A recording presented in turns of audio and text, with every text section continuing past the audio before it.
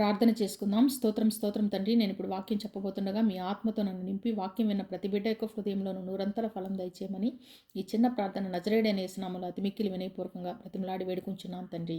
Amen. ఈరోజు మనము ప్రకటన గ్రంథము 11వ అధ్యాయము 1 నుంచి 6 వచనాల వరకు ధ్యానించుకుందాం. మరియు ఒకడు చేతికర్ర వంటి కొలకర్ర నాకిచ్చి, నీవు లేచి దేవుని ఆలయమును బలిపీఠమును కొలత వేసి ఆలయములో పూజించు వారిని లెక్కపెట్టుము.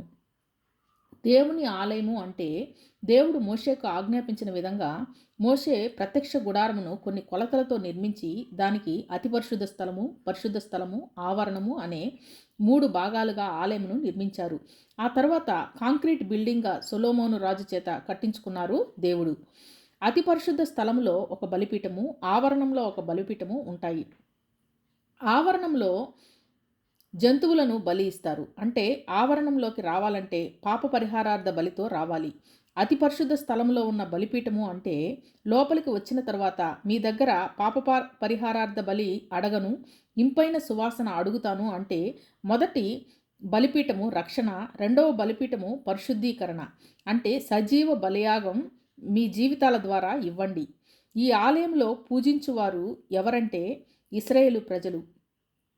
కొంతమంది మార్పు చెంది నా దగ్గరకు వస్తున్నారు కనుక వారిని లెక్కపెట్టుము. లెక్కబెట్టడం అంటే వారిని రాబో ఉగ్రత నుండి తప్పించబోచున్నారు ప్రభువు. ఆలయమునకు వెలుపటి ఆవరణమును కొలత వేయక విడిచిపెట్టుము, అది అన్యులకు ఇయ్యబడెను. వారు 42 నెలలు పరిశుద్ధ పట్టణమును కాలితో త్రొక్కుదురు. నా దగ్గరకు రావడానికి ఇష్టపడని జనులు కొంతమంది బయట ఉండిపోయారు, వారు అన్యజనులు. 42 నెలలు పరిశుద్ధ పట్టణంలో ఇశ్రాయేలు ప్రజలు ఉంటారు, కానీ ఈ ఇశ్రాయేలు ప్రజలు దేవుని దగ్గరకు రావడానికి ఇష్టపడలేదు కనుక వారు అన్యుల చేత చిక్కి వారి కాళ్ల కింద అణగదొక్కబడతారు. అప్పుడు క్రీస్తు విరోధి యెరూషలేములోను యూదయలోను ఉన్న ఇశ్రాయేలు ప్రజలను బంధించి వారిని శ్రమ పెడతాడు. వారు 3.5 సంవత్సరము 42 నెలలు కాళ్లతో తొక్కబడాల వారు. అయితే ఆలయంలో ఉన్నవారు 3.5 సంవత్సరము క్రీస్తు విరోధి చేతిలో నుంచి తప్పించబడి పక్షిరాజు రెక్కల మీద దేవుడు వారిని కాపాడతాడు.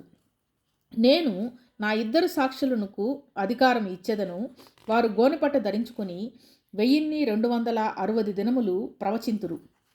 నేను నా 2 సాక్షులకు అధికారం ఇచ్చేదను.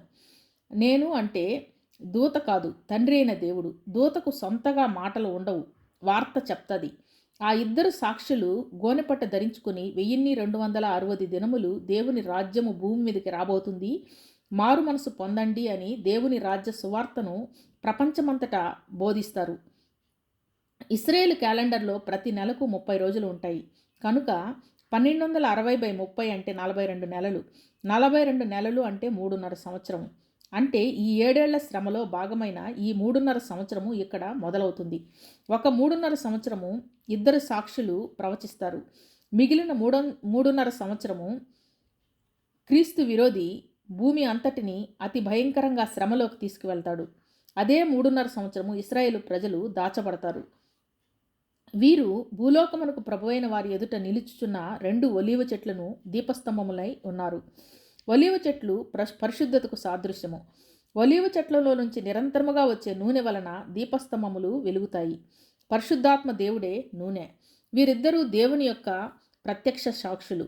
వీళ్ళు నా పరిశుద్ధతను ప్రకటించడానికి భూమి మీదకి వెళుతున్నారు.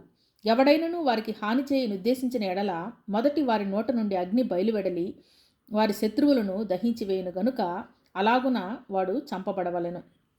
నా 2 సాక్షులు దేవుని పరిశుద్ధత గురించి సాక్ష్యమిస్తుండగా జారచోరత్వము, విగ్రహారాధన చేస్తూ భూమిపైన మిగిలిపోయిన అవిశ్వాసులకు కోపం వచ్చి వీళ్ళను చంపడానికి ప్రయత్నిస్తారు. వాళ్ళ నోటిలో నుండి అగ్ని బయలుదేరి వాళ్ళను దహించివేయును. తాము ప్రవచించు దినములు వర్షము కురవకుండా ఆకాశమును మూయుటకు వారికి అధికారం కలదు. మరియు వారికిష్టమైనప్పుడెల్లా నీళ్లను రక్తంగా చేయుటకును నానా విధములైన తెగుళ్లతో భూమిని బాధించుటకును వారికి అధికారం కలదు. వీరిద్దరూ ఎవరంటే మోషే, ఏలియాలు. లూకా సువార్త 9:28-33. వీళ్ళిద్దరూ శరీరమును విడిచిపెట్టి ఆత్మగా ఉండి పునరుద్ధానం కోసం ఎదురు చూస్తున్న వాళ్ళు కాదు. వీళ్ళు ఎలా చనిపోయారంటే ఏలియా ఏమో ఎత్తబడ్డాడు. మోషే శరీరము కనబడకుండా పోతే మిఖాయేలు దూత సాతానుతో పోరాడి ఆ శరీరమును తెచ్చుకున్నాడు. ఎందుకంటే ఆ శరీరము పునరుద్ధానం అవ్వాల కనుక. వాళ్ళిద్దరూ కూడా పునరుద్ధానమై మహిమలో వెళ్ళిపోయారు. వీళ్ళు ఎక్కడైనా ప్రత్యక్షం అవ్వగలరు మరియు మాయమైపోగలరు. దగదగలాడే తేజస్సుతో ఉన్నారు. ఈ సమయంలో దేవుడు వీరిని మళ్ళీ ప్రత్యక్షపరచుకొని భూనివాసులను బాధించుటకును మరియు వీళ్ళు దేవుణ్ణి నమ్ముకోండి రక్షణ వస్తుంది అని చెప్పట్లేదు, ఆయన పరిపాలన చేయబోతున్నాడు అని ప్రవచిస్తున్నారు. దేవుడు ఈ చిన్న వాక్యాన్ని మన వెనుకల్లో దీవించునుగాక. ఆమెన్.